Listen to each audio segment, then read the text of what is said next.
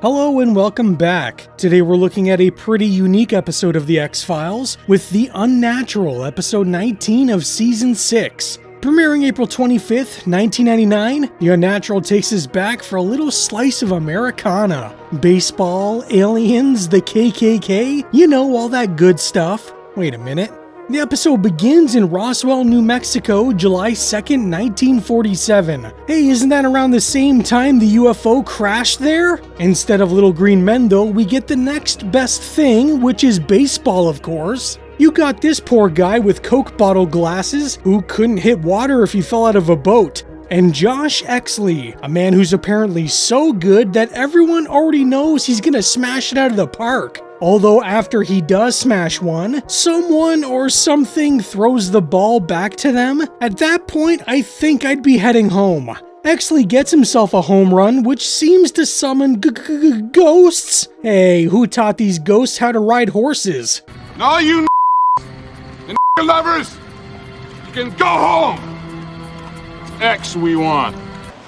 Tell me, he didn't just say that. Alright, well, I didn't realize I was watching Blazing Saddles all of a sudden. Apparently, the power of racism was all the pitcher needed to finally throw a ball. The men are disrobed and oh no, not E.T. I told him to stay off the internet. Meanwhile, at FBI HQ, Mulder and Scully are doing something. Is this an alien mug? If it is, I kind of want it. It's not ice cream. It's a non-fat to foodie rice dreamsicle. Ugh. But the air in my mouth tastes better than that. I don't know why she's eating some disgusting rice creamsicle. Didn't we just learn in the previous episode she has strong calf muscles from running? With muscular calves. Anyways, Mulder has her there on a Saturday so they can research UFO sightings and deaths from 1940 through 1949. I feel like this is something he probably could do on his own. I'm not quite sure why he needs Scully to give up her day off. Especially since when he notices Arthur Dales alongside Josh Exley, he straight up abandons her anyways. Mulder pays visit to Arthur Dales, though he looks more like Emmett Walsh than Darren McGavin. You're not Arthur Dales. Arthur Dales is my brother. My name also happens to be Arthur Dales. The same name, different guy. The other Arthur, he moved to Florida, the lucky bastard. Okay, so I have a couple questions. First off, why would their parents give their kids the exact same name? And also, Mulder already knew Arthur Dales moved to Florida. He and Scully literally went there so they can investigate a tentacle monster. So why would Mulder even go to the apartment knowing he moved? I guess it doesn't matter, but what does matter is the alien bounty hunter that is in the same photo as Dales and Exley. Mr. Dales, if you and your brother have really known about this bounty hunter and plans for colonization for the last 50 years, why the hell wouldn't you have told anybody? Nobody believed me. But why does it even matter at this point? The whole alien colonization plan is dead in the water. Remember, the rebels won? Anyways, Arthur starts telling Mulder the story, which I'm assuming leads to the photo being taken. Not only were both Arthur Dales given the same names, but also the same actor. Since Mulder recognized Dales from the photo, does this mean both brothers not only had the same name, but were also twins? Was this some massive cruel joke from their parents? Mr. Exley, I'm not a big sports hero like yourself, sir, and I really don't have an opinion on Negroes. Or Jews, or communists, or even Canadians and vegetarians for that matter. Yeah, you better not have an opinion on Canadians. Dales has been put in charge of protecting Exley, since some of our ghost friends from before don't seem to be too fond of him. That night there's a bit of a storm, which wakes Dales from his sleep, and he notices that Exley seems to be a little different. I mean, that's kind of an odd reflection, no? Calling a Negro League team from Roswell the Grays is pretty clever. E.T. still home, E.T. still home. The funniest part about this is David wrote this episode himself, so he's basically patting himself on the back. Nothing like a little tobacco chewing to help loosen up for a game of baseball. These guys look kind of suspicious.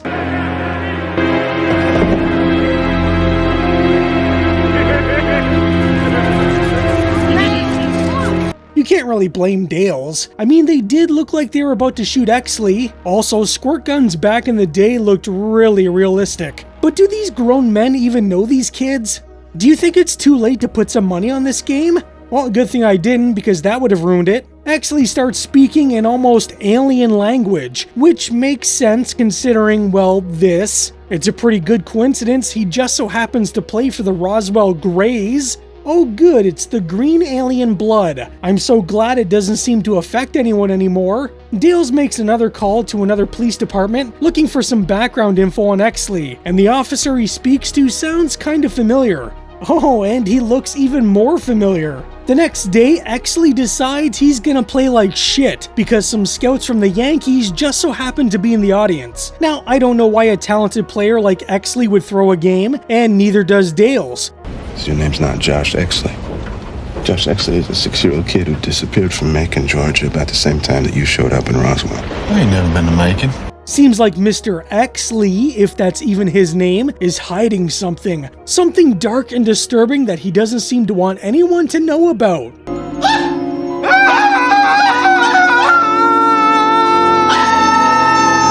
Alright, so he's an alien. I don't see what the big deal is. Half the people on this show are aliens. Though I will say hearing Exley's voice come out of an alien is kind of funny. Look, would it be easy if I look like this?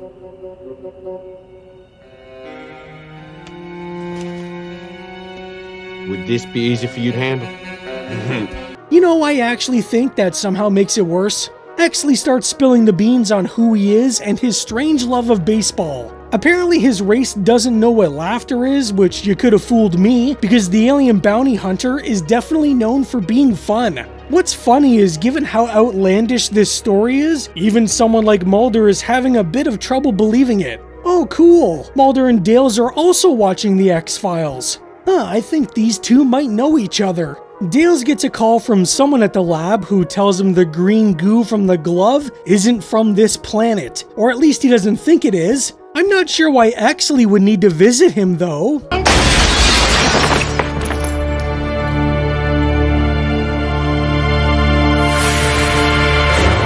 Wait a second, is Exley also the bounty hunter, or is this some elaborate setup? There's this fella down at the precinct who's willing to swear on his life that you killed a man this afternoon.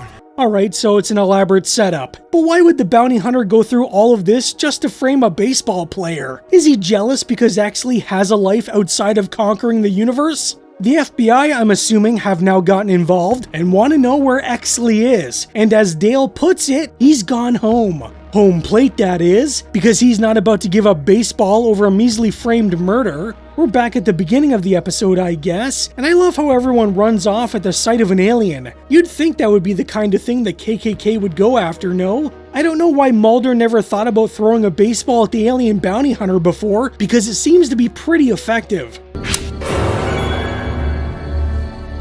It's over. I know.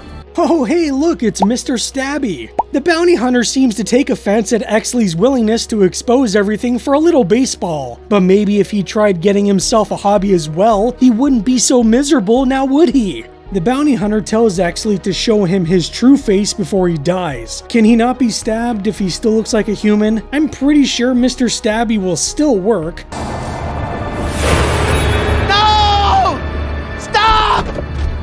The bounty hunter stabs Exley just as Dales arrives, but as even Exley points out, their blood is supposed to be deadly to us. Get off of me. Our blood is like acid to you people.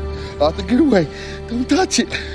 It's just blood, X. Look. Somehow Exley is just suddenly able to bleed regular human blood. I don't know exactly how that works, but sure. Dale seems to have taken the whole experience very personally though. Mulder should probably think about getting the poor guy some therapy. Instead, Mulder thinks about himself, of course, and decides to take a few swings at bat. He obviously can't do it alone though, and unfortunately for Scully, she's the only friend he really has. I mean, I guess he does have the lone gunman, but I somehow doubt he wants to touch their hips like he does hers. Also, Mulder is apparently paying this kid $10 an hour, but why did his parents let him go out in the middle of the night with some strange guy? It's not a bad piece of ash, huh? The bat. The Unnatural is one of the most unique episodes in the series. Yes, we've had stories set in the past before, but this one is part factual retelling and part fantasy Americana. I think for the most part the story being told is true, but I think certain things have been embellished for thematic purposes. The ending with Exley bleeding out human blood, for instance. We all know the aliens bleed a green acidic blood that's supposed to burn and oftentimes kill anyone in the vicinity. But given the story was about this alien trying to be human, trying to be part of something he wasn't supposed to be, I think it works. The alien bounty hunter telling him to show his true face, and Exley responding with, "This is my true face," I think just caps off the story they were trying to tell in a poetic sense. Now, does it make sense if we take things at face value based off of what we've seen in the past in this show? Not really, but considering the person telling this story might be a bit of a fabricator, I can look past those things for what the story was supposed to represent. I think it's pretty on the nose that they were trying to do something that is about bigotry and racism. I mean, we have an alien who's been ousted by his people for loving baseball, only to take the identity of a black man in the 1940s who was also ousted by society. But despite this, I think that was just the outer layer. I think the real point of the story was the American dream by way of baseball. I was never a huge baseball fan, but I've been to a few MLB games in my younger days, and there's just something about the smell of the field, those amazing jumbo hot dogs, and the roar of the crowd that really can't be replicated anywhere else. The one thing that is kind of a downer for me is the fact that Darren McGavin couldn't reprise his role as Arthur Dales. McGavin had actually been working on the episode when he had a massive stroke, which forced him to step away. With McGavin out, the script was quickly rewritten so it could be easily replaced, and what they came up with always confused me. Back before you could watch this show whenever you wanted and you had to wait for reruns, I would see Mulder talking to this old man like he knew him, or kind of knew him, and even though they would say Arthur Dales, for whatever reason I never realized that it was supposed to be the brother of the FBI agent from earlier episodes. Maybe I was dumb as a kid, but it never made any sense to me. Still though, despite Darren's absence, I think they did the best they could, and Emmett Walsh is a fine replacement. One of the things that really makes The Unnatural stand out is just how much of David Duchovny is baked into it. Around this time, Duchovny was pretty open about who he thought the strongest X-Files writers were. He said that Glenn Morgan, James Wong, Darren Morgan, and Vincent Gilligan were the ones really pushing the show into interesting territory. Not as a knock against Chris Carter, but more as an acknowledgement that Carter's strength was writing the straight, scary, foundational episodes that made the show the hit it is. The others, especially the Morgans, could take bigger risks and get pretty weird with it. Duchovny even joked that Darren Morgan kind of hated the show in the same way he did, that love-hate relationship where frustration and affection exist at the same time. And The Unnatural feels exactly like that. Metaphorically. Duchovny had wanted to write long before The X-Files. He'd shared story credit with Chris Carter on episodes like Colony, Anasazi, Avatar, and Toledo Kumi, but it still took him years before he felt confident enough to write a full teleplay on his own. For a long time, screenwriting felt intimidating, almost like this arcane skill meant to keep outsiders away. He'd figured he'd just pitch ideas and let other people write them. It wasn't until the 6th year of the show that he realized being immersed in the X-Files had trained him to do it himself. By the fall of 1998, Duchovny and Carter agreed it was time for him to write a late season episode. Both were big baseball fans and had wanted to do a baseball story for years, but nothing quite worked. Carter even suggested an Indian burial ground under a baseball stadium, which, yeah, probably not the best idea. You son of a bitch, you moved the cemetery, but you left the bodies, didn't you? Duchovny kept searching until one morning he was reading the newspaper, just like Mulder does in the episode, and came across a story about a real minor league player named Joe Bowman. Bowman played for the Roswell Rockets in the 1950s and somehow hit 72 home runs in a single season, yet never made it to the majors. Duchovny found that absurd and mythic, especially since it happened in Roswell, New Mexico. During the McGuire-Sosa home run race, he read this and thought, what if this guy was an alien? A baseball player hitting 70 home runs in Roswell? Well, of course he's an alien. Then the ideas started to change. What if he was black? And the reason why he didn't want to go pro was because being discovered would expose who and what he really was. Once that clicked, the whole story snapped into place. Then came an unplanned bit of historical serendipity. The Roswell UFO incident took place in 1947, the same year Jackie Robinson broke the color barrier in Major League Baseball. Duchovny has joked that realizing this made him feel like he'd accidentally tapped into the zeitgeist. Suddenly, the allegory wasn't forced at all. Aliens, outsiders, and segregation, they all seemed to line up pretty naturally. That decision also dictated the structure of the episode. Once Exley became a black ball player, the story had to take place before baseball integration. Set it later, and the whole premise collapses. As the script took shape, familiar X-Files elements were layered in, including the alien bounty hunter and the return of Arthur Dales. Duchovny brought Dales back for a practical reason. Using a character with history meant less exposition and more room for the story that mattered. Duchovny wrote the script largely on his own, and to his surprise, it came pretty easily. Years of watching and performing on The X-Files had taught him the structure without him realizing it.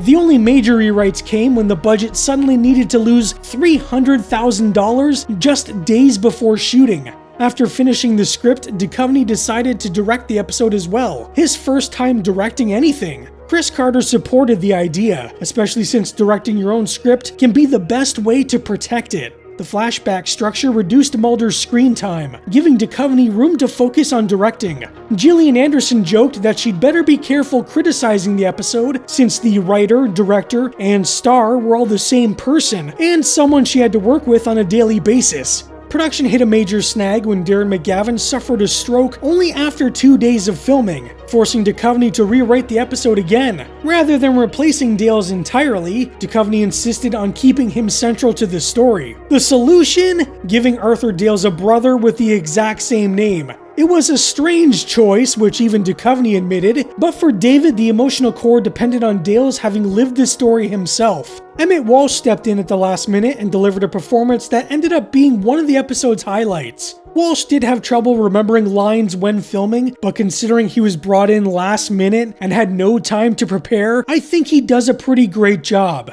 My brother told me all about you.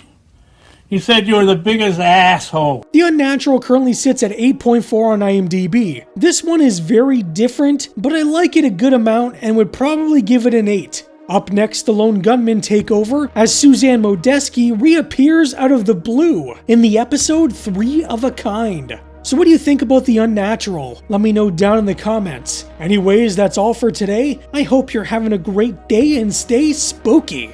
You've been reading about baseball that happened 50 years ago? What if one of history's greatest baseball players was an alien? Written and directed by David Duchovny. Guest starring M. Emmett Walsh and Ally McBeal's Jesse L. Martin. The X-Files.